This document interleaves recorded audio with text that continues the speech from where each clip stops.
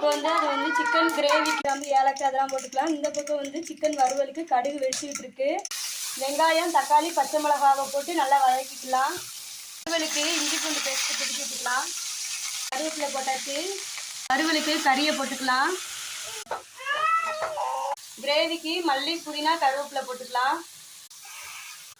கிரேவிக்கு இஞ்சி பூண்டு பேஸ்ட் போட்டுக்கலாம்.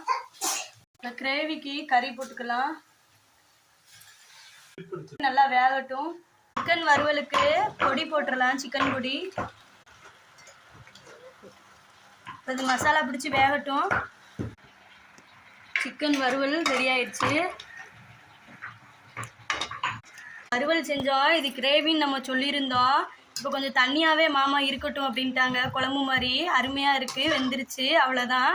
இந்த பக்கம் வந்து ரசம் தாளிச்சு விட்ருக்கோம். முறை கூட்டணுன்னா எடுத்து சாப்பிட வேண்டியதான்.